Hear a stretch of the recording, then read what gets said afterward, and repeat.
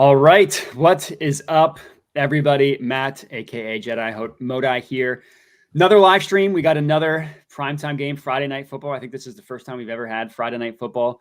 Joined with me, my dear friend, Thomas Viola, whatever you go by, at TV at Work on Twitter. Unabated. I don't know what your title is, but you work for Unabated. Tom, how we doing? Oh, we are doing great. This is my fourth show of 5 today. Football is back, baby. I am so happy. That's how you the know. best time of year. That's how you know football is back. It's my third time on camera. My first live stream, my second recorded video. So I'm not quite as into the weeds as you are. But yeah, happy to be joined by my dear friend Tom. We almost met in person. Timing almost worked out when you were in Jersey. I was in Philly. It almost worked out, but it didn't end up happening. We were hoped to be joined by our mutual dear friend, Dan the Man Coob, but he decided to have a second child, which he did not get our approval for. Yeah. He is unable to make it tonight and also probably for the rest of the season. We do have Dan's picks for tonight, which I have not read. I don't know what side he's on. I also asked Dan to give me some marriage advice, which I also have not read, which we will read at the end of the show, because I was hoping that tonight's stream would be the last time I would talk to Dan before I get married. So I'd be like, hey, give me some marriage advice. He ended up not being able to make it. So he sent it to me via email. Have not read the advice. So if I get canceled, it's Dan's fault. I already told him that. Yep. But all right. So for this show, for this live stream, we're going to start with the game tonight. Eagles, Packers. Start with the main lines, get into the player props, and then we'll get into what Dan thinks at the end of that. And then we'll transition to anything on Sunday catches your eye. If you don't have anything, no problem. I have a couple things. I've locked in some player props, but nothing crazy. And then any season predictions, Super Bowl predictions, or anything else that you like that you want to get off your chest, we can get started there. But before we get into it, just how you doing? I'm doing great. Can we curse on this show? Yeah, I think the only person that would care is my mom, and I think she'll get over it. I apologize, Mrs. Modai. Why the fuck are we playing this game in Brazil? Yeah, it's a good question. Yeah, it doesn't seem like they had fully thought it through. Yeah, like it feels so ad hoc and last minute, and it's like, why would you do the week one? Two teams that like this game has playoff implications. Two teams like very well could be the 1 seed. Yeah, like legitimately could. Yeah, I don't know. It's like cool that they're getting into all these international markets and different audiences and stuff. It just feels like they kind of haphazardly threw this together. Yep. Like it's week 1, and I don't know, like what, 9 days ago, the team had 90 players on the roster that they had to get down to 55. So like all 90 people had to be, hey, if you're on the roster, make sure your passport's up to date. Yep. And then 10-hour flight, and then they're staying like 2 hours away. The hotel is like 2, I don't know. And then they told them like basically don't go outside. Yeah, it's a little weird. It is the height of patent absurdity here.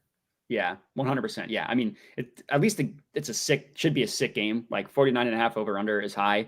Like, I mean, I'm an Eagles fan, so I'm a little biased, but like two teams that should be good this year. My mom and I are making cheesesteaks tonight, so she'll get over the curse word because we're making cheesesteaks. Although that's gonna be good. My cousin and I did do cheesesteaks before the Eagles-Chiefs Super Bowl, and that didn't work out. So maybe the cheesesteaks are bad luck. We'll have to see tonight. No, that wasn't your fault. So I have a group chat with my best friend from college and my best friend from high school.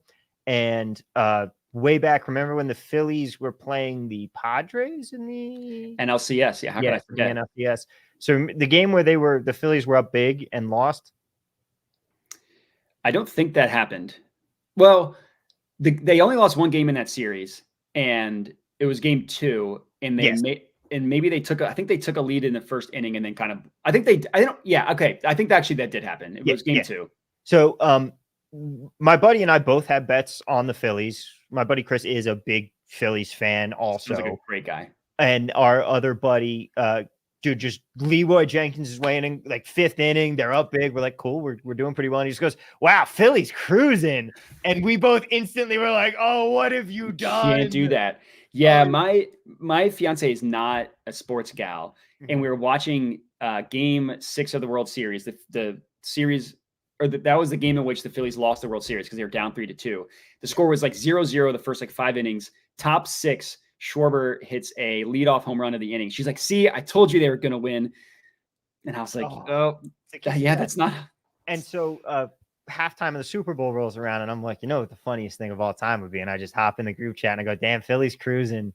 And the rest is history. Oh, they were cruising at halftime. They were. Yeah, and the rest is history. Yeah, that's tough. So hopefully the cheesesteaks redeem themselves tonight. Yeah. We can get into the game. Also, I probably should have mentioned this at the top, but any questions, any comments, anything you want, get that in the chat. We will, after we get into the picks for the game tonight, I'll go through all the comments and stuff. M Stone, who y'all like, Green Bay or Philadelphia? Good news is that is what we will be talking about. I'm guessing he took a team total for the Eagles under 25.5. People who don't listen to me, they tune me out when I talk about the Eagles. So I'll let you get started. Main lines, total, money line, anything you like in this one for the main line specifically? Main line, honestly, no. My logic is this game is being played in Brazil. It is week 1. I am staying very far away from a lot of bets on this game, which does not make for a great show here for you. However, I do have the Unabated odds screen opened up right now, and I'm considering, I'm on the cusp here. It says we've got a pretty good edge on the Philly first quarter money line at -120. Okay. It's available at BetMGM, but it's also available at Circa. That's now, not great. I can get -115 over at Caesars. And that's the best line that we've got in the market right now. Like the -115, that's probably where I'm going to go. But I don't love the fact that like it's just about the same as it is at Circa. But I think the -115, I'll pick up the 5 cents and take what little value I have there on this one. Yeah. The first quarter stuff, like 2 years ago, it was like an auto bet for the Eagles. They were like, I mean, they scored 2 touchdowns in the first quarter, basically every single game. I remember in the Super Bowl, them to score on their first drive was plus money. I hit that. Them, their first half, not even first quarter, their first half team total was 13.5 for plus money. I hit that. Last year was not quite that way. My whole thing with the Eagles is like, I have no idea what to expect. New offensive coordinator and new defensive coordinator, same head coach. That's generally a death sentence. Like I'm always looking to fade teams that got rid of both their coordinators, but kept their head coach. Like to me, that is I'm laughing at a comment. That is literally like the death sentence for a team. Like Dan Campbell did that. Like there are other examples that I probably should have looked up before the stream that I know. New head coach, same coach, new coordinators. That's terrible. I don't like that. Yeah. But their coordinators last year were like a total joke. And I don't know if it was Brian Johnson or Sirianni, but their defense was just clearly outmatched. Added Vic Fangio, who at least like you can argue whether the ceiling, like, are they like, do they have the potential to be a top 5? Probably not, but at least they won't be 29th or whatever. Yeah. Like they were last year. And Kellen Moore, like I really liked him. Like I think he's a good coach. I thought he was good. I still think that Mike McCarthy was the problem in Dallas, not Kellen Moore. Like 100%. 100%. I absolutely love these coordinator hires, and it does make me high enough on the Eagles to say, like, this is the team I like coming out of the NFC. We obviously still need to see them play football, but I think they can get over the 49ers hurdle, and the 49ers are kind of sucking up so much of the so much of the NFC hype and the NFC money that it's creating some value on these other NFC teams, because really it's just if you can get over that 49ers hurdle, who else is out there? And I don't think there are any other teams that I trust to be there in the conference championship against the 49ers, except maybe the 2 teams playing tonight. Yeah. Or maybe like the Detroit could be right back there. I mean, Detroit's going to beat themselves. We know this. I mean, I'm a Jets fan. I'm a realistic person when it comes to it. I know that we're not going to win the Super Bowl. We're just going to lose in the most horrific way possible this year, because that's how we do things. That's the Sixers. Yeah. I mean, I totally understand. I know that. No, the Sixers just like, that they're clocking in for their first round exit every year. Second round exit. Have some respect. They more often than not get past the first round. So I guess, so you don't have anything on the main lines. Even though I'm an Eagles fan, I took the Packers money line. I think that they're going to win straight up. This is not me saying I think the Eagles are going to be terrible. I think that the Packers are going to be awesome. I loved what I saw from Jordan Love the second half of last year. I loved what I saw. I mean, the most enjoyment I've ever gotten out of a football game was the wild card victory, the Packers over the Cowboys, because that was just pure joy. There's no stress. Like the Eagles winning the Super Bowl was awesome. I was not excited until that game ended. The Packers beating the Cowboys was pure joy. Yeah. Nothing, but it was amazing. And they should have beaten the 49ers the week after. They blew it. They dropped 2 interceptions. Yep. It was very frustrating to watch. Mm-hmm. Let me tell you, as an avid 49ers hater, and also someone who watched the Chiefs-Ravens game with a Steelers fan last night, the most fun thing you can do is watch someone hate watching a team. it was absolutely fantastic. Yeah, we will talk about that when we get into our futures. One thing I like to do is find a team to fade and bet their win total under, a team that you hate. Like, not necessarily, I actually think this team will go under, but it's also more so I hate this team. I want to root against them. You know what I mean? So I'm totally with that. But yeah, I mean, I just think like I like their receivers. They have 4 that like could legitimately be good. Like they spread the ball around, so it's not like it's like in very much contrast. It's good English of the Eagles, who all their targets are concentrated to Devontae Smith and AJ Brown. You know what I mean? Yeah. And then it's the Packers. It could be Reed. It could be Dobbs. It could be Wicks. Christian Watson's got 2 healthy hamstrings now. The 20% difference is not the case anymore. Apparently, we'll see. Josh Jacobs is a threat out of the passing. Like he's a pass catching back. I kind of think he's washed, but we'll see. I mean, who knows? He's so much tread on the tire. There. Yeah, that's what I'm looking for. Just so much work the past 2 years. But we'll see. I mean, yeah. Shout out to the Raiders. This is a team I allegedly love. If you look at childhood photos, you're gonna be like, this guy's a diehard Raiders fan. The only good thing that I've seen them do over the past several years is not pay Josh Jacobs. Yeah, they run him. They did the Cowboys to Marco Murray. You run him into the ground, and then you get rid of him. Yep. I actually think the Raiders are good. I don't think they're going to win a lot of games. I think they're going to be feisty this year. I have Raiders worst record, but we'll talk about that in futures. Oh, okay. So you totally disagree. Yeah. All right. And I also probably should have also mentioned this at the top. We're tracking all the live stream bets. Unfortunately, this cuts off your face, so I won't leave the comment up there. But yeah, there you go. So I am on the Packers. So I will officially. I got them. I think it's minus 130. I probably should have pulled that up. I think if you have the unabated odds screen up, are they still minus 1 or plus 130? And if so, could you give me the odds? Best I'm seeing in the marketplace right now. Actually, hang on. Let me switch to my full thing because I've got FanDuel at plus 115. But I'm switching over to my account that's just got all the books unlocked on it. By the way, head to unabated.com. Yes, do that. Ton of fantastic tools for you. And our season sale is still going on. You can get the entire football season, all the tools for $650. Thank you for letting me make that plug there. Of course. Fanatics has plus 120. That is the best line in the market right now. It came down a little bit. It was plus 130. So yeah, that's an official play for me. I do think they're going to win. Again, this is not me saying I think the Eagles stink. It's more so love for the Packers. I think they're going to be awesome. Mm-hmm. So, all right. In terms of player props, I have a couple that I like. I know I kind of did the opposite. You played this game light. I had a lot that I liked in this game. I admittedly didn't think that playing in Brazil was like going to just ruin the funk and I don't know. Like, I don't think the teams are going to be that confused. At the end of the day, I kind of just think it's football. I think there's a lot of logistics that were weird heading into the game, but once the game starts, it's kind of just football. So I wasn't scared off of a ton, but is there anything you like in the player prop market?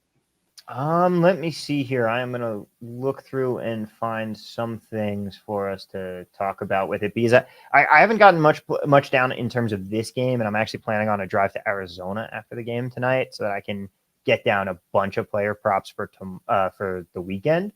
Okay. But as far as stuff that I like tonight in this one, I'm seeing a good edge on Tucker Kraft. Like, again, a lot of my plays, what they're going to be is stuff where you've got guys that are maybe fringe depth chart players or guys that aren't going to be getting a lot of run and either looking under or over them. In the receiving yards market, I'm loving Tucker Kraft over 13.5, minus 115 at bet MGM here. I'm nasty boy. I like it. I'm also loving Josh Jacobs under 18.5 at even money in the receiving market. Under, you said 18. Sorry, Tucker Kraft is over 13.5. Yeah. Right. But, and I'm assuming this is something that you actually like. Yes. All right. And it was 113 at BetMGM. Yeah. I'm probably going to have all 3 of these here that I got for you. Okay. All right. Cool. I will. I'm adding them to the sheet again. Check it out in the, in the comments. So, all right. I got Tucker Kraft, Josh Jacobs. Give that to me. Under 18.5, even money at Caesars. I can't type. Josh Jacobs, under 18.5 receiving yards. And it was what at Caesars? Even money. Even money. There we go. I love that. Yes, sir. All right. And what's the last one? Kenneth Gainwell over 3.5 yards receiving. Oh my God. Kenny G over 3.5 receiving yards. So that's awesome. Is one I actually want to take a look here at his reception market, because this is one of those things that you want to take a look at and just be like, okay, because at that point you're betting 3.5, you're saying he's catching a pass. Yeah, So, I mean, basically, yeah. So I mean, if that doesn't come, what are the odds on that? Okay, I'm getting much better value on his receiving yards than his. I got -110. Minus 110 on BetMGM. All right. Whoa. All right. Risk to win a unit, what we have there. And that's all just from looking at the unabated their projections, the market-based projections. Not the market-based. I'm actually using the Blitz from EV Analytics as my projections, but I'm using them in the unabated simulator here. Got it. Okay. Got it. Cool. I like it. Yeah. I mean, I do agree that in week one, Isaiah Likely was, and I bet this, plus 600 odds for 4+ receptions yesterday. He had 3 in the first half, and then I think he cashed it in the first half. I'm pretty sure he cashed it in the first half. Regardless, he blew up. Who knows? Like either way, whether that's indicative of how the season's going to go, you will not get that price again unless he has 3 straight weeks where he craps the bed. You know what I mean? It's like Tucker Kraft he's no Isaiah Likely, but he's got 13.5 yards. I mean, that's nothing.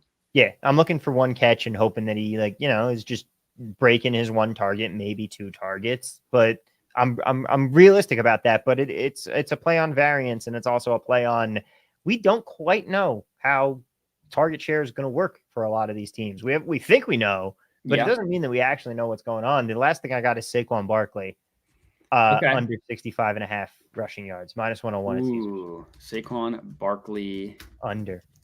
And what was the number? 65.5. I mean, that's not crazy. 65.5 is a lot. Yeah. And that was, sorry, give me the price again. -101. -101. You said it was at Caesars? Yes, sir. All right. Everybody that's watched my channel has heard me talk about the plays I like ad nauseum, I believe is how it's pronounced. So I won't go too long into it. If you're interested in the long analysis, I would just check out the full-length video that I posted, and it's answering this guy's question right here. So the biggest play I have in terms of longest odds is Jordan Love 3+ touchdowns. I was able to get it at +300 at Bet365. Right now, it's best offered at +280. I would still take it there. I put a half unit on that, so that is not something that I put the full unit on. But I do really like the play. The thing here is going back to last year's stats isn't always perfect because Eagles' new defensive coordinator, 3 other 5 starters in the secondary are new. You figure that their secondary is going to be better, but they still are starting a rookie in Quinyon Mitchell, who looks good, but he's still a rookie in his first game. And also that's 3/5 that new people starting. You expect there's going to be a little bit of miscommunication, growing pains, whatever. And the Packers, the real reason why I'm on this play is they love to throw the ball in the red zone. When they get close, I think on the Thunderdome, I was rewatching it, accidentally said run the ball. It was literally the exact opposite of what I meant to say. Yeah. They love to throw the ball. Sometimes it happens. What are you going to do? When they get to the red zone, he had the 3rd most red zone passing attempts last year, the 4th most inside the 10-yard line, 2nd most passing touchdowns in the red zone, 3rd most inside the 10, only 1 behind Dak Prescott. So when they get to the goal line, they're going to throw the ball. I think the Eagles' run defense is going to be awesome. That's Jordan Davis, Jalen Carter, they have good run stoppers on the defensive line, and they can be had through the air. And I also think that the best way to take advantage of the Eagles is take advantage of their linebackers. It's what Kyle Shanahan did when they just absolutely annihilated the Eagles in the regular season last year. And Matt LaFleur is from the Shanahan tree. Someone asking me who is going to catch them. I don't have money on an anytime touchdown for the Packers. If I were to give a prediction, I think Christian Watson is going to. I think when he plays, he's really good, and he's playing. So he'll probably tear his hammy on the way, but he'll probably score. I'm really big on Jaden Reed. I think Jaden Reed's awesome. So those are 2 that I would. Again, I'm not going to bet it. I'm just going to take the Jordan Love and hope that he does spray. The Packers are giving me the vibes of the Jets with Brandon Marshall and Eric Decker. Brandon Marshall was a really good receiver. He's not a Hall of Famer, but I feel like he's a Hall of very good. Yeah. And tell me that's not Romeo Doubs and Christian Watson. You've got talent there, unquestionably. And you've got talent that could be 2,000-yard receivers, but I don't see one becoming the dominant 1A guy. It's just that you've got a lot of good options. I mean, I think their best two receivers are Jaden Reed and Octavian Wicks, which I think kind of shows the point of how like they have four options. We're kind of making the same point just with two different guys. I don't think they're going to have. I think they may have 1,000-yard receiver, maybe. I don't think they'll have more than that. I think they're going to spread the ball around. Like I forget the exact stat, but Jordan Love, the stat basically shows the distribution of targets, and Jordan Love had the widest distribution of targets. Had the second. He was 31st out of 32 qualifying quarterbacks in terms of how much he distributed targets. The Eagles were literally number one, meaning they the least distributed. If that does that make sense? What I was trying to like the Eagles hyper targeted two guys. Packers spread the ball around. Exactly. That's what I'm trying to get at here. So that's why I like the Love 3+ passing. I also took Saquon Barkley and Jalen Hurts anytime touchdown. So I got the Barkley one at +105, and I got the Hurts one at +130. Those have both been nuked. The last I checked, you could still get Barkley at 105, but it was on a different book. It was at Fliff, and I should look this up. And Jalen Hurts was all the way at even money. If I was betting it right now, which for those of you that were not able to tail the bets that I gave out on my YouTube channel, and I'm pulling up the price now so I can actually get you the exact number if my stupid computer loads. What are you going to parents Wi-Fi? What are you going to do? Oh my God. Yeah. Last week I was like hopping around, but when I was in New Jersey, I was hopping around everywhere. And it was like, sometimes I'd have great Wi-Fi. Sometimes I'd be in a terrible spot. It's Russian roulette. Yeah. I'm very happy being here with my 2 gig hardwire. 100%. Yeah. Oh, and all right. So you can get Saquon at -105. If someone can tell me the flip odds in the chat, because it's for the reason it's not pulling up on the screen that I have. And I don't want to, I don't know. It's not great. People watching me go scroll through my phone is not great. No, I'll pull it up real quick because I do want to give out the best price. The Hurts one is I actually can pull up. Jalen Hurts is all right. +100 at FanDuel. I still do think is worth taking. Part of my logic for taking both of them was they're both plus money. I put a unit on both. I'm very confident that one of them will score a touchdown. If that happens, then we're making money. That was part of my logic. The fact that it's even money and Saquon, all right. Saquon's -105. I would just take Hurts at +100, and I'm going to sit out the Saquon Barkley one. I don't really think it's worth. I hate taking an anytime touchdown score at minus money because no one should be minus money to score a touchdown unless you're Christian McCaffrey. That's like the only person. Yeah, that is literally it. It's just not how you want to do it. Now, a couple notes here because I see in the chat we got M Stone saying never heard of Fliff, and then we got Yash down there saying Saquon +110 at Profit X. Yash he's on his I know Yash. You should be on his other account. I could plug that, but that's okay. So I want to really talk about those two things because first off, they're both sweepstakes books, which means that you might have access to them in you might have access to them in a lot of states, regardless of whether or not you have sports betting. And they're both great in different ways. Fliff is terrible.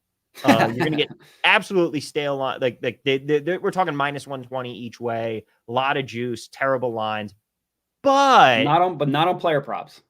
And they're very slow to move. They don't pay attention to anything. You can catch stale numbers there way more easily. Yeah. Profit X, yes, they. Oh, sorry. Go. Yeah, I'll put it back up. Yeah. Profit X. They were in Jersey. I don't think they're going to be back in Jersey, but they are now in a sweepstakes model rather than an exchange model. You should have a lot easier of a time getting money out now with it. And like I have a heavy bias here. I know the people involved in that. Yeah, they're awesome. Yeah, they're good people. Yeah, and there are some great lines there. Like that's going to be a book that you can hit for very much. Like first off, you don't have to worry about getting limited. That's exactly what I was going to say. And second off, they offer very like user friendly lines. They're going to be a little bit sharper probably, but you're going to be getting way better prices. They're going to be a price shopper's best friend. And you can arb the crap out of them if you are an arbitrage person. And they welcome that. Yeah. If you are an arbitrage person, like make sure you are on exchanges, places like Profit X, Sport Trade, Prime. If you're in Canada, STX. These are the places where you want to be betting your underdogs when it comes to arbs. Bet the favorites at normal books. Bet the underdogs at exchanges that are friendly to arbitrage because the sports books, they know when you are. Yeah. They can look at a line and say they can look at someone's bet and be like, oh, he's arbing us to this price here. They're good at that. They pay attention to the mhm. market. They know where they're vulnerable. And that's why they limit you. Yeah. They will limit you super quickly if you're just trying to hit ARBs at like BetMGM and DraftKings. But if you're doing it against an exchange and you're taking the underdogs and the higher price stuff with the better payouts on the exchange, they're cool with it. Now, Yeah. whether the rec books are still cool with it, like tread carefully. I don't want to give you bad advice here, but that is that is my advice when it comes to arbitraging and using exchanges there. Try to focus on taking the underdogs there. There we go. Battle Fader was Nice. who I wanted to plug. Battle Fader's a man. Mhm. Check him out. All right. So yeah, at this point in time, I would just take Jalen Hurts at plus 100. My logic there is they're going to run the tush push until teams show they can stop it. Mhm. Jason Kelsey's awesome. I don't necessarily, I'm not ready to believe that a undersized center is the reason why the tush push worked. I'm more willing to believe that it's the quarterback that can squat 700 pounds. I think it's more likely. The whole Jason Kelsey is the reason behind the tush push thing doesn't make sense to me. It doesn't. From the many years of offensive line experience that I have, anchoring NFL offenses, right? A ton of experience with that. Yeah. I'm not buying that narrative that it's not going to work without Jason Kelsey. And also Earn 01210. He has a terrible profile photo there, but he's using soccer. Yeah, it's soccer. Come on, it's soccer. He's using Bet 105. And yeah, a bunch of really incredibly smart people I know have been vouching for them. Apparently they used to be kind of bad, but they're under new ownership now, and everybody likes the new owners. So I'll give them my stamp of approval of go check out that book too. I've never even heard of them, so maybe I'll have to check them out. But I did want to actually, I forgot about this. Saquon at plus 110 is a play. I would play. That's better odds. I took him at 105 and I put a unit on it. I would definitely play him at plus 110 if you use Profit X. I just inherently don't like touchdown scores. Yeah, I mean that's totally fair. Some because there's not a negative market or not a negative. You know what I mean? There's not the other side of it, so you don't really like these books don't have to give you honest prices. Yeah. So I totally get it. I had success with it last year. I think like bet whatever market you do and don't like are or are not good at. Yeah, and it's a good handy dandy guide. Google an odds converter so you can put in the American odds. Yeah, and then it's going to give you win probability. And then like just as a back of the napkin, I don't recommend fully betting off of this, but just like to quickly tell if a bet is absolute garbage when it comes to those markets, like figure out what the win probability at plus 110 is, and then go look at his stats. And is he scoring a touchdown that often? If he is, then you at least are on to something. Maybe it's still not worth betting, but if he's not, then you know that you're getting a bad line. Yeah, I would say if he's not, you better be able to explain why and why it's priced. Yeah, the game script, exactly. Like injuries, things like that can come into play. Again, that's why I say it's a back of the napkin, like good starter, but it's not the be all end all. Wow! First of all, oh my God, what do we have here? Dan, the man, gentlemen, how are we? The Cuba Troopers. We're all here. Oh my God! I was here not expecting. Here we are. Here I am in the parking lot of a Spirit Halloween, killing time with her before dinner, and I just had to hop on and say that the dong life is a dong we can all enjoy, and I am thrilled that you gentlemen are on here today. Oh, I'm just glad you could. What a surprise! I was not expecting Dan to be able to join us. What a surprise! Well, a lot of things happening in the Coob household right now, but wanted to hop on. I don't know if you've read my email. I have not. No, I have not read it. Okay, I don't know if you're going to share my picks. I'm just going to tell you, Packers plus 2.5 tonight. It was minus 105 at Fanatics, and also Saquon Barkley is going to be the quarterback in tush push situations this year. So make sure you are nailing the anytime touchdown prop wherever it's the best price. I don't know where that is. Wow. Plus 110 at Profit, what we just learned. Okay, fair enough. Go for it. So they're going to tush push with Saquon. That's no, I don't know that for a fact. I think that's my theory. Okay, I mean, Jalen Hurts has been hurt the last 2 seasons in December, and I think they're going to say, okay, we're going to sign another guy who squats 600 pounds, and we're going to make him the quarterback. And more of my analysis on this exists in the aforementioned email. Okay, do you want me to? Are you able to stay on long enough for me to read it, or are you just coming on to say hi? No, I don't think my presence will help. Okay, fair enough. Fair enough. All right. Well, Dan, any last words before you? I know I'm going to read your email, so you can save your thoughts for that. But 2 things: love both you guys, and specifically the TV. I love his new hair. You look like a cross between a Russian oligarch and a current NHL player. I'll take it. That's exactly the look I'm going for. Could be both. And Matt, if I don't talk to you before your nuptials, congratulations. Thank you. It's in a month and 6 days. I'll talk to you before then. Yeah. All right. And Dan, congrats on the new arrival coming. Second soon. kid. Thank you. Girl dad. The first one is yelling at me to take her home for dinner, which is fine. Completely understand. She eats like her dad. So I'm going to do that. But guys, take care. Go Birds. Go Birds. See you, Dan. I love how the two Eagles fans in the chat are both betting on the Packers tonight. Yeah, that's true. All right. So his logic. So yeah, he took the Packers plus 2.5. He took Barkley anytime touchdown.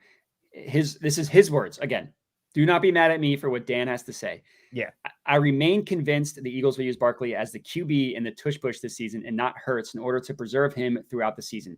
Anyone can learn to apply pressure to the scrotum of the center in order to receive a snap. I could teach Tommy to do it with 90 seconds of our time, an inflated football, and a quart of used coconut oil, and still have 85 seconds remaining to talk to him about what club he took his shirt off in that weekend. My God, that was a banger. Yes, that is absolutely fantastic advice. Although, let me tell you, my dad was the high school football star of our town. Trust me, I know how to take a snap. Well, wow, big man over here knows how to take a snap and giving offensive line. Wow, just dual threat. Absolutely. All right, just getting through some comments here. Jack Forbes is telling me not to marry the person I'm engaged to because she doesn't like sports. Yeah, I highly disagree with this take. She's a resident single guy of the chat here. Highly disagree with this take. It's not about do they watch sports or not. It's about, are they an active sports hater? Which she is not. That's all that matters. I totally agree. The bar, like if the way we work, the way our lives are set up, if you actively hate sports, it's not working out. It's not going to work. Yeah. You don't have to be an active sports enjoyer. My mom, not a fan. She's a fan now because Taylor Swift is on TV every week. Obviously. So she and my sister are now in. But, and great, we're growing the game. But we are, yes. And let me tell you, Taylor, way better than games in Brazil for growing the game here. But all you need is someone who can at the very least tolerate them. Like my last relationship, she wasn't a huge sports person, but you know what? She was always down to go to a game. You just want someone who's there to have fun. They don't need to sit down with you on the couch for 8 hours on Sunday. They just need to not actively be like, you're watching sports. Like, then you have problems. But if they're just like, enjoy it. Yeah. Like, I mean, obviously I agree. I'm marrying someone that doesn't like sports. As long as they are accepting of the stuff that you like and aren't telling you to not like those things, then it doesn't matter.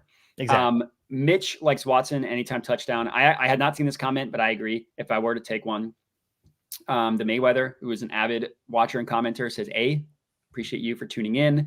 Jacobs, 50 rushing yards and Barkley 50. I'm guessing you probably watered those down a little bit. I actually do the opposite. I pump them up instead of watering them down. I like to do the opposite and get plus money odds. Mitch is also basically on the same bet. Sorry, go ahead. You're about to say something. Yeah, I'm going to be that guy here and say that Unabated can actually help you with the answer to how much you want to water down or water up any of those. We do have a prop simulator that'll it'll spit out, like you put in your projection and it's going to spit out the fair price at every single alternate price point. So you can easily tell that. Yeah, that's helpful. And I also think that it's helpful to line shop it because yesterday, the Isaiah Likely plus 600 for 4+ receptions was like 320 on FanDuel. So like you're going to see this crazy discrepancies. Yep.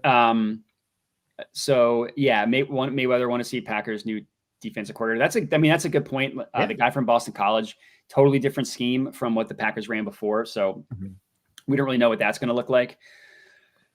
Sprinkling Gainwell touchdown plus 650. I don't hate that. I mean, they gave him all the work in week 1 last year. So like, who the hell knows? Yeah, it's just like, is he going to be getting the goal line work or is Saquon going to be doing that? Definitely Saquon. Yeah, definitely Saquon. See, that's scaring me there because I don't trust Gainwell to break one. Yeah. I mean, your only hope is that Saquon gets vultured and that like he had 4 carries in a row and they just take him out at the goal line. Yep. This was half me, half slop from yesterday. But anyways, we've gone way longer than I thought on this game. We're already at 35 minutes, so we can make it quick. But is there anything on Sunday that has caught your eye? On Sunday, like I'm still working through my props. Could be main lines, could be props. To be clear, it doesn't have to be props. Yeah, I'm definitely still working through my prop stuff. My problem with week one is these lines get hammered into place so much over the summer that I'm not really interested in taking. They're sharp as hell too by now. much. Even by now, they're razor sharp. I mean, I think you gave this advice to someone who gave it to me. Now is the time to, I mean, more so Sunday morning is the time to tease when the Yeah. lines are razor sharp, and then you tease past key numbers. Yes, like that is absolutely what I am doing on Sundays. I will say right now, another intriguing option here. Circa just went to 3 on the Falcons. -3. Yeah, it's an edge.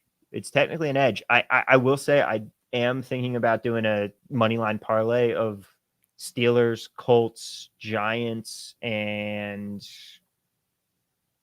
one other team to be named later. That's one of the underdogs. Might just do the 3. Might add a 4th in there, like a Titans or something. Because this is week 1, and there is so much variance. You can catch the right end. You like these lines have been hammered into shape, but we also haven't had football. Yeah, correct. Like you can catch some of these where we've just been completely wrong on some of these teams here, and I especially do like some of the home dogs that we've got. Just because like it's a little bit of a shot, but it's a shot you can take in week 1 because we are prone to teams doing things we weren't expecting. Yeah. But and no, go ahead. Sorry. yeah, Finish your thought. but I do like this Falcons -3, especially because the rest of the market is at 3.5. That being said, it is at Circa, so Yeah. be careful. Yeah.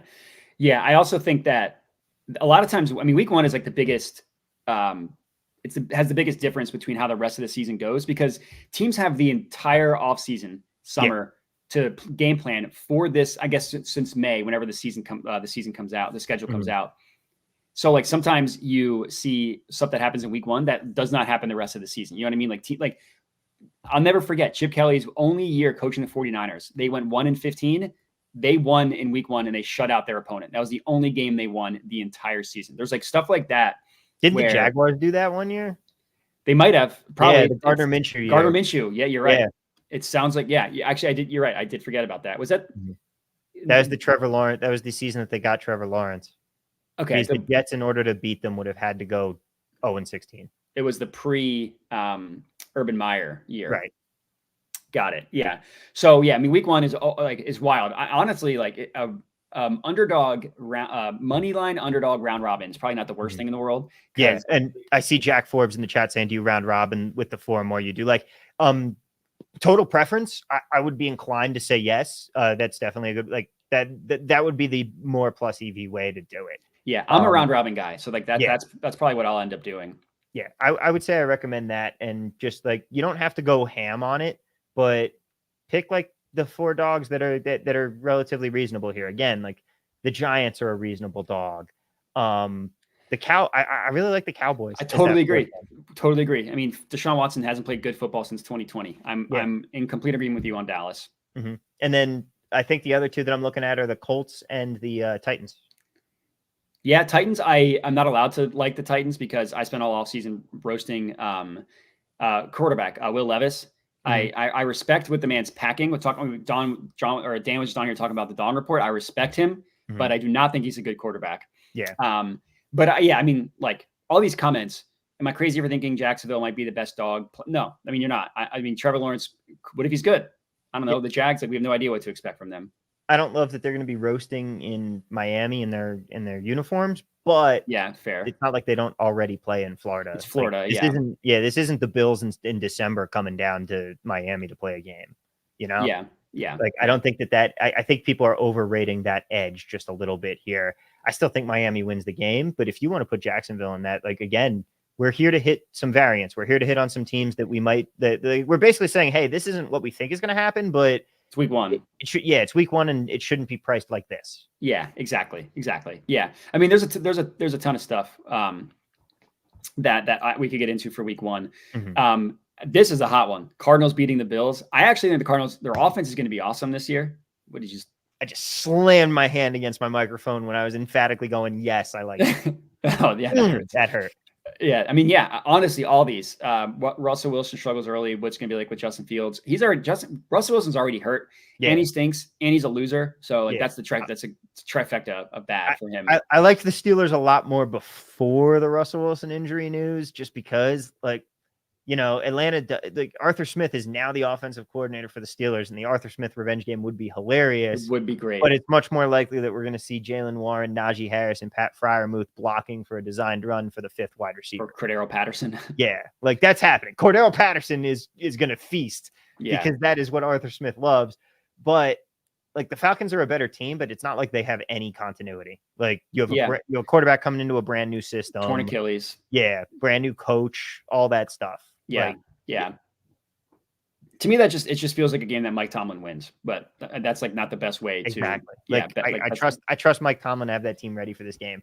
Like I like the edge at Circa, but I don't know how I feel about actually playing it. Yeah, that's kind of always the push and pull with like EV stuff versus what you think. I mean, more often than not, EV was going to win out. I think we'll both agree on that, but we're not trying. Like it's not a volume game. Like one time, could you be right? Yeah, 100%. All right, you had a spicy future take about the Raiders winning the least amount of games in the NFL. So let's hear that. Yeah, I think the Raiders are bad. I hope to God that I run into Gardner Minshew at the club tomorrow night. It's not going to happen because they've got to be they got to be in LA. But I mean, it would be absolutely phenomenal if I run into Gardner Minshew this year. However, I think Antonio Pierce is a really bad coach. I don't care about the Chargers game where that was clearly the Chargers quitting on Brandon Staley and letting the Raiders put up 65 points on them. I lean much more to the Vikings game the week before where they couldn't put up 3 points in a dome to beat the Vikings. I like this team is probably tanking this season to get Dak, like a great draft pick to pair with Dak Prescott, their new quarterback next year. I wouldn't be surprised at all if Hassan Reddick is a Raider by the end of the trade deadline and Devontae Adams is a Jet. But it's just this team's defense is probably going to be a little better, but you still play in a division with the Chiefs. I think the Chargers aren't going to be that bad. And my other futures take is the Broncos over 5.5 wins. I'm not saying they're going to light it up, but I think that they're going to be a somewhat 7-win competent football team. And like the Raiders have a terrible schedule. They have no home field advantage to speak of. I don't trust their rookie first-year head coach. And I don't think that they have that much overall talent. I think 15-1 is the wrong price on this. Fair. It should be closer to like 8-1 because the Patriots are obviously still bad. The Panthers are going to be terrible. But I think that there is a better shot than 15-1 that the Raiders end up as the worst team in the league this season. And I think that there is a very good chance with the new management, new GM, that they do hit the trade deadline at like 1 win full sell and say, all right, let's stock up on picks. Like this is the rebuild now. We're going to really get into it. That's my that's just my take on it. And I was on this same bet last year, and I maintain I would have won it if they didn't fire Josh McDaniels. I mean, probably, yeah, probably. Like they were just atrocious. I don't think they're that much better as a team. Yeah, I mean, I don't disagree with a lot of what you said. I just think that they're going to be a classic. They're going to be the Lions before the Lions got good, where they didn't win a lot of games, but every game was close. Like they rarely had games where they just got completely shellacked. Like I think they're going to cover against the Chargers in week 1. Like that's the classic Chargers. Last I saw it was 3.5. If it's 3, that would change my mind. That's the classic on like across the board. Or like everywhere.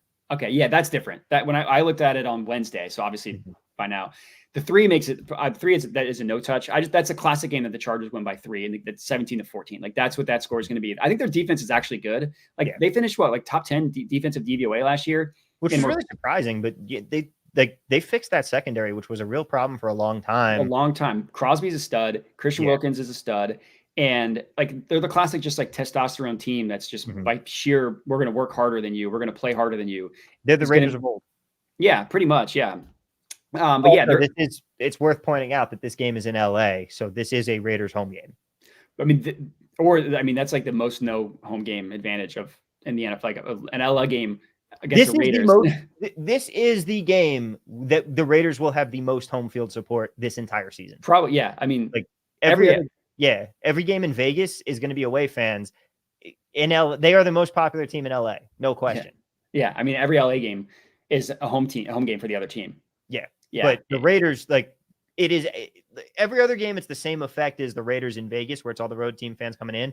It's just all the Raider fans live in LA. It is a home game for them. You see it every single year when they go out here. The stadium's entirely silver and black because that's where they all live. Yeah. I mean, that makes sense. I actually, honestly, I hadn't really thought about that. Yeah, no, that makes sense. That makes sense. Yeah, I mean, I don't really have a prediction on who's going to be the worst team, so I can't really fight you. The Raiders might go 0-17. I think like 16 of those 17 games are going to be one score. It's kind of how I feel about the Raiders. Yeah, I could totally see that. Like, they have to, for me to be right, they have to catch the bad side of variance. But that's the way I'm looking at it. I think they could very reasonably be the worst team in that division, even with the Broncos and their Chargers being where they at. Fair. I already gave my predictions yesterday, but if anybody who missed it, the team I'm fading is the Saints. I mean, a loser head coach, a loser quarterback, the worst offensive line in football, who's already missing their best player in the offensive line for the entire season. Ryan Ramczyk is out. That team's going to be terrible, 100%. I mean, David Carr, Derek Carr, whatever Carr it is, with a bad offensive line is a recipe for an absolute disaster. I mean, Derek Carr's got all that mobility to avoid the pressure in the pocket. Yeah. And he's going to yell. He's going to sail a ball 9 feet out of bounds and then yell at Chris Olave for something like that. Team, there's total train wreck written over that, all over that team. Yeah. And then my Super Bowl is Texans over Packers. That's what I have for the Super Bowl. I like it. All right. Do you have any Super Bowl predictions? Anything else you want to get off your chest, or are you good? I think the Jets win Monday night. I would like that. I would like that very much. As also a 49ers hater, I would very much enjoy that. Like, I'm very much like, I promise you, this isn't a homer take from someone who is an unabashed Jets fan. Again, I know that we're going to get hurt. We're not winning the Super Bowl. But the thing is, first off, this particular game, I just think that they match up really well. You need an Aaron Rodgers ceiling. You need to say, okay, this offense can be competent, but I'm still not worried about that defense. And I like the fact that you've got Brandon Ayuk and Trent Williams coming off of no practice going into this. Even without Hassan Reddick, the Jets D-line is still going to be able to get pressure, and the rest of that defense is still rock solid. On the offense, like, we finally get to see what this team can look like as a capable team. I think covering is very, very realistic. I think winning the game is definitely their ceiling, but I think that this game should be a lot closer to 3 than it is 4.5. And now, is that a huge 1.5 points? No, but also, it could, like, I think this game should be a lot closer to that. As far as like season predictions, it wouldn't surprise me if the Jets make the Super Bowl and then everybody dies in a plane crash on the way there. Like, it's whatever it is. I believe there's a deep Jets playoff run this year, solely due to the fact that last year was supposed to be the year. And the hype was never going to get bigger than that moment of Aaron Rodgers running out onto the field. American flag. Like, that was the peak. And you had the whole summer of hype building it up, and everybody started going, it could finally be it. And that moment when you finally say, oh, they could actually pull it off this year, that's the moment where they have to twist the knife and go, nope, you thought. The thing is, if they come out this year and Rodgers instantly gets hurt again, it's not the same, because all Jets fans are sitting there like, well, broken. Yep, same old thing. Like, we're used to it. They've got to make you believe again. And the only way they're making you believe is with a deep playoff run. So it's going to be deep. And then whatever most absolute climactic, disastrous thing that could possibly happen is going to happen at that point. So that's why I think that they're going deep in the playoffs. That being said, as far as my Super Bowl, I haven't thought too much about it. I have a Ravens future, but that was more a play on a price than me thinking the Ravens are going to win the Super Bowl. Yeah. It could be. I really hope it's not Eagles Chiefs again. Yeah. I think the Eagles are there. I like the Texans. I still feel like they're a year away. That's when the teams are always there, though. The teams that are a year away, that's when they make the jump. Yeah, you know what? I'm going to be a homer here. I'll say the Jets over the Eagles. Yeah, it's not going to happen. No. I mean, not. A 41-year-old quarterback coming off a torn ACL and a bad offense, torn Achilles on a bad offensive line. So the offensive line isn't going to be bad this year. That's the thing. Well, how do you know that? I mean, like, Joe Douglas has poured resource after resource after resource into that offensive line, and it's never worked out. Yeah, but the difference is this time, like, they actually poured resources into good players. But yeah, that's the key difference. They didn't do that before. But those players you thought were good, no, they were never good. It was like first round draft picks and stuff. I don't know. Yeah, but Mekhi Becton, like, he was always hurt. Yeah, and like never really panned out, as you guys are about to find out now with him on the roster. But Elijah Vera Tucker. Yeah, like Elijah Vera Tucker does have injury problems, but when he's healthy, he is very good. The center, Joe Tippmann, he was a rookie last year. Now he's got a year under his belt, and he's actually good at his job. You've got Tyron Smith at left tackle. And then Morgan Moses and John Simpson are two great additions. Like, you saw how bad the Ravens were last night without those two players. Yeah. And Moses is actually coming back to the Jets here. And then after all that, they've got more depth than they did before. So if someone like Tyron Smith does go down, which is entirely possible, like they have some guys with injury questions, but I think that Olu Fashanu, like having him a first round pick that can be your swing tackle and move around that line and play the depth spot is going to be very big for them staying competent. And then at the end of the day, you don't like everybody keeps harping on Rodgers like he's this old. He's 41 years old. He's coming off an Achilles tear. Like he's not going to be that good. He doesn't need to be. You don't need MVP Aaron Rodgers for this team to be good. You just need game manager Aaron Rodgers. Like if he is the best Alex Smith to ever play football, you're going to be able to go deep in the playoffs, if not all the way, solely on the fact that he doesn't turn the ball over. Like this team won 7 games last year with Zach Wilson and friends at quarterback. And they were giving the ball to the other team at like the 40 every drive. They couldn't do anything and would punt or turn it over. If they have average offense, like 21, 24 points a game, something like that, if they have a functional offense paired with that defense that won't have to be on the field all of that time, and you do need the health on the secondary. The secondary has been very healthy for a few years, and I'm very scared that that's going to be the thing that sinks us this year.